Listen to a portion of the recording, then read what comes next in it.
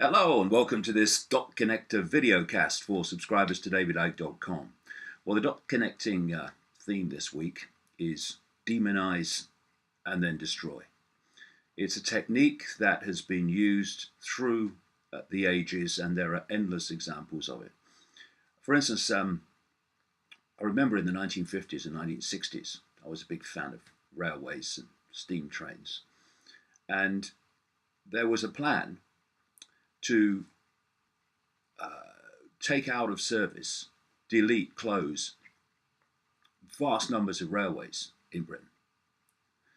So, to head off the public reaction against that, they allowed the railways to just go down and down and down through lack of investment, lack of repairs, lack of cleaning, lack of everything. And what happened, of course, it wasn't the only reason, but it was a very significant reason, is that fewer and fewer people used the railways and more people complained about them. And so when eventually along came a report in the 1960s saying we need to close all these vast numbers of lines, there was a much smaller public reaction against it than there would have been had the railways been highly efficient, clean, and all the rest of it.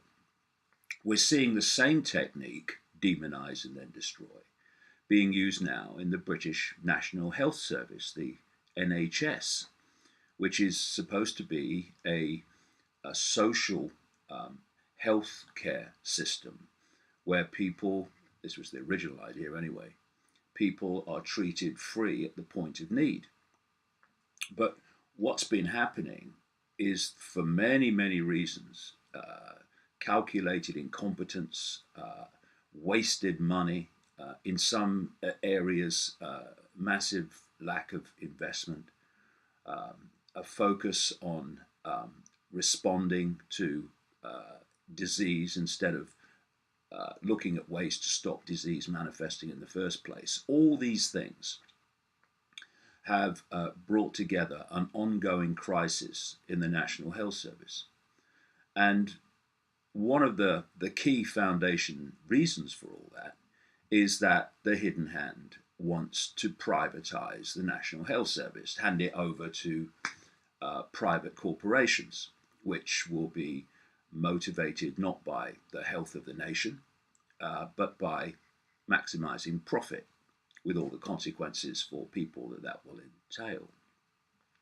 So the more crises, the more you can make the National Health Service not work, the more you are diluting this resistance to more and more privatization. Well, it can't be worse under privatization. Look at it now, is the reaction they're looking for. And so this week, we have seen, well, not just this week, crikey, it's clearly an ongoing systematic attack. We have seen demonize and destroy being used to target freedom of speech, the very basis of human freedom, the freedom to be able to use your vocal cords to say what you think. Now, once that freedom's gone, all other freedoms are going. And freedom of speech from every angle now is being targeted. And it's being targeted through this technique.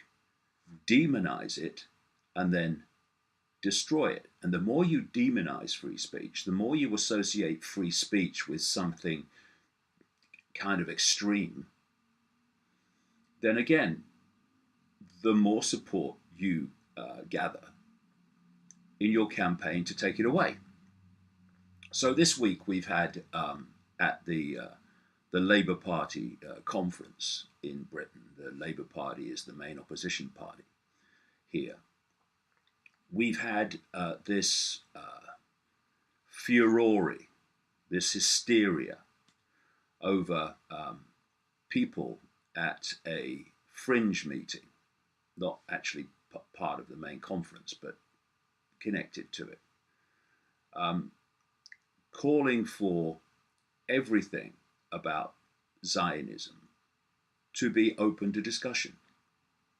Now, you know, I may have been around quite a bit, 65 years now. And some people may think, oh, that's old, he's old, he is.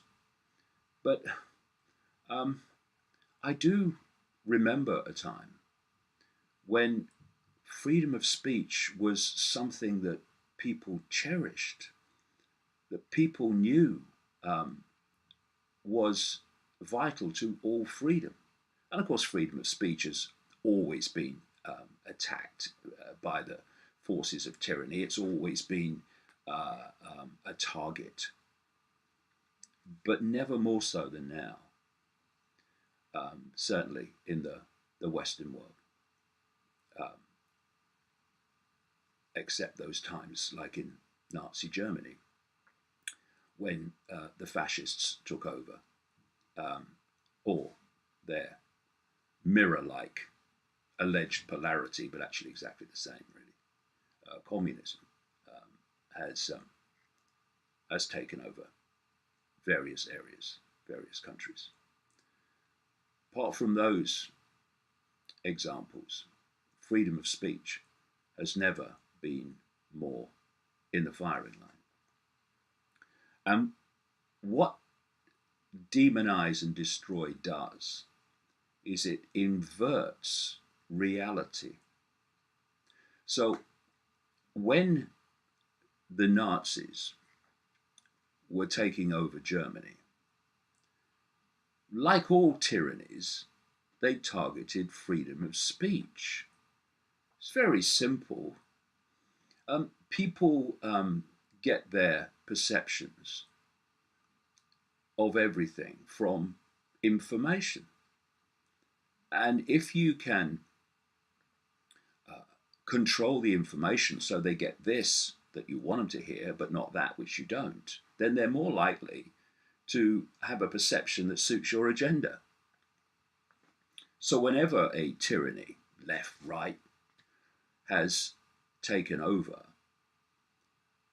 the target has been freedom of speech. What the Nazis did was they burned the books of people that were saying things they didn't want them to say. They were breaking up public meetings of those that were trying to expose them. Usual story, it happens all the time. And from a freedom of speech, or a freedom in its entirety point of view, you would look at that and you would say that's outrageous. Taking away freedom of speech is outrageous, what the Nazis did. But now we're having this inversion where people calling themselves anti-Nazis are targeting freedom of speech. Whether it's so-called progressive groups around the world, the non-liberal progressive groups, which is most of them from what I can see, and the Zionist attack groups who want to silence any criticism of Israel, they're acting like the Nazis did in terms of targeting freedom of speech and freedom of expression. And what is happening is there is a blatant and ongoing attempt to reverse perceptions of freedom of speech, so that instead of being the very basis of freedom, it becomes a demon. It becomes the new evil. And from where I'm coming from, to say that something can't be debated, whatever it is outrageous. It's in terms of freedom, it's extraordinary in its extreme. Because it's a simple fact that once you censor speech, information at the point of delivery, then someone is deciding what should be censored and what shouldn't. And do we really think, in our terminal naivety, that those that make those decisions will not make those decisions on the basis of what suits them and their agenda? So you can hear this, it suits us. You can't hear that, doesn't suit us. So once you start censoring speech, for instance, at the point of delivery, then you are already in a tyranny where someone is deciding what people can and cannot say. Now, I'm not for a moment suggesting that there should be no consequences for what people say and what people do. Of course they should. But when people say, "Oh, you can't say that," it's inciting to violence. Well, there are laws against incitement to violence. You know, if you're standing outside a building saying, "Burn that down with all the people inside, we hate them, burn them down," there's laws against that. Once you bring that to the point of delivery, now you're censoring what people can say. Now someone's deciding what people can say and can't say. And we've gone so deep into this now, to the point where almost every day there's something else you can't say. There's another opinion you can't have. And each of these censor groups, whether they are Zionist, whether they are Muslim, whether they are transgender, whether they are this burgeoning explosion of groups that want to censor what anyone can say about them. Once we reach the point that we have now, then freedom is disappearing down the freaking plug hole so fast. And each of these interest groups is, for their own reasons, seeking to silence any criticism of them. Now, you put that together in its totality, and we're fast reaching the point where you can't criticize anything, or even not even criticize it, have an opinion about it. Have an opinion about even part of it. Yeah, this is my philosophy. Everyone should be free to live their life as they see fit. If they want to go through transgender, good luck to you, mate. They want to promote Zionism, good luck to you, mate. They want to promote any religion, good luck to you. Want to promote any way of seeing the world, good luck to you. But there's a but, and it's a freaking big but. I have a right to have a different opinion. I have a right to say what I think about these things. Not that you shouldn't do it, not that you shouldn't be it, not that you shouldn't promote it, but that others should have an opinion about it. And that opinion should be treated in terms of freedom the same as their right to have their opinion. Because this is where we are now. Different self-interest groups can say what they think, but people who have a different opinion cannot say what they think. And there's a word for that. I think they call it fascism. I do believe they do. And we need to realize that this is happening and that it is systematic. This has not happened by chance.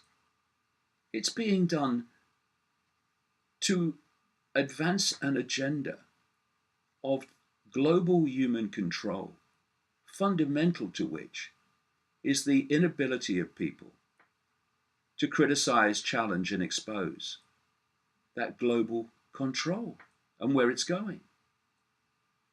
You know, when Google and Facebook announced that they are going to target the circulation, in effect, of so-called conspiracy theories, then what they're saying is we are going to take as our norm what is accepted political, social, scientific fact. That's going to take as their norm. And anything that challenges those norms is a conspiracy theory, and we're going to target its circulation. How has the human race ever moved on in its knowledge, in its sense of the world, in its sense of everything, in its understanding? How has it ever moved on? By people challenging norms and showing the norms to be a nonsense. Look at all the things throughout human history that at that time were considered political, social, and scientific fact. No questions, fact. And because people, often courageous people, because of the environment they were operating in, exposed the fact that these facts were a freaking nonsense. And so people moved on. The world moved on. The human race moved on. Once you stop accepted norms which have an historical record of being superseded and shown to be not what they claim to be, once you stop the norms being challenged and questioned, once you stop historical narratives being debated and questioned, and scientific orthodoxy, you reach a point where you start to go round and round and round, because the status quo cannot be challenged. Thus, the status quo just solidifies and solidifies and solidifies, and all expansion of awareness, expansion of understanding, grinds to a halt. And we're seeing this so blatantly with this progressive agenda of stopping anyone that says anything that's different to what they think from being heard. Safe spaces, deplatforming people, in other words, banning people that are saying something you don't agree with. What this is doing is solidifying the norm. And it is also intimidating those that don't accept the norm into silence. And so we get the most extreme and the most effective form of censorship, which is self-censorship. People don't challenge it anymore. People don't say what they think anymore. They just stay quiet and let the tyranny, the bullies prevail. Well, it ain't happening here, because after 30 years of abuse and ridicule, what people say about me is completely in one ear and out the other, without touching the sides. And Twitter storms, and your point is, we have to stand up to this and not let the bullies prevail, not let the censors prevail. People who are censoring others for no other reason than protect their own belief system and protect their own narrative. It's time for the human race to get off its fricking knees while we still can.